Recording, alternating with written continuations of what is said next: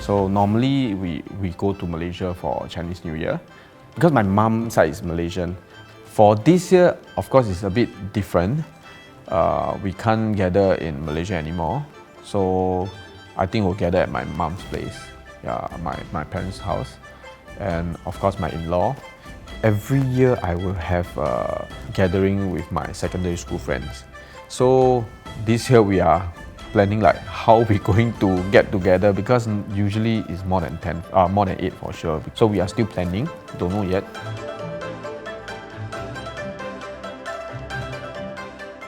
On the eve itself, normally I will put a ang pao, we call the 压岁钱, below their pillow.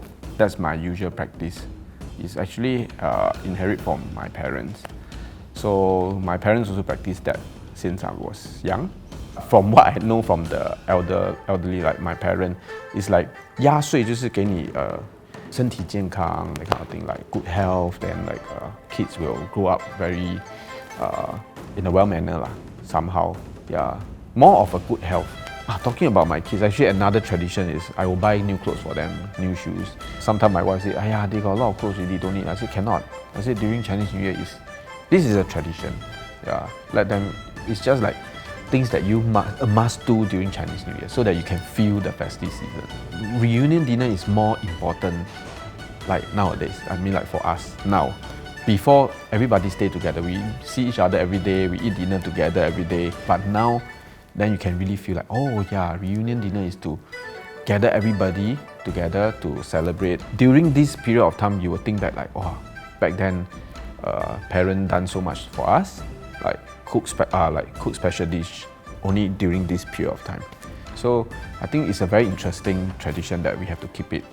So this is why I no matter how busy I am during the Chinese New Year Eve, I will still cook for my kids, just to let them know, and hope one day when they grown up, they will understand, or why daddy have to insist to do reunion dinner, have to cook for them during the reunion dinner.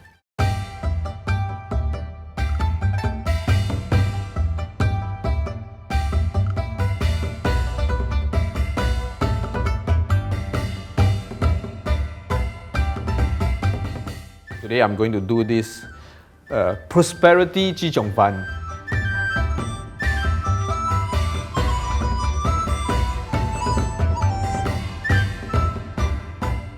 So the ingredients are all the sauces, and of course 鸡种饭. Then we have this pineapple, the canned pineapple, because my son loves pineapples. And of course, Chinese New Year must eat what? Must eat ba gua. So the whole flavor is a bit like Hawaiian pizza, crossover 鸡种饭. Because my son loves Hawaiian pizza, and at the same time they love 鸡种饭. So I think this is the easiest way to prepare, and at the same time they also, your kids or my kids can evolve doing this dish.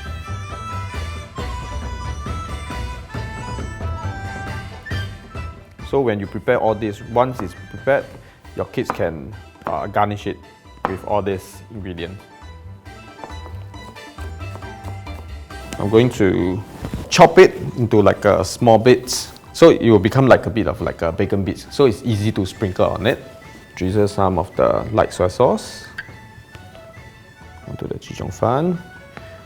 Give it a bit of saltiness and the umami flavor. Then followed by the sweet sauce, but not too much because we already have the pineapple, which is quite sweet, and also the bakwa is also very sweet. Then followed by the peanut sauce, and then the fragrant oil. It's just like a perfume to the dish, so you can add a bit more. For the chili, is optional. If you like it, then you can add it. If you don't take chili, then you can leave it aside. Chinese like to say like during we low hay, right? We like to say this 遍地黄金. It's something like this. Last but not least, some spring onion, and you can add a bit of garlic, the fried garlic, fried shallot. The final touch, just drizzle some of the sesame seed on the side. Okay, we are done. So this is the prosperity 鸡种饭. So I'm going to wish all the viewers from ST 牛运亨通牛年行大运就是最重要就是要跟牛就是这个金牛一样健健康康。Thank you.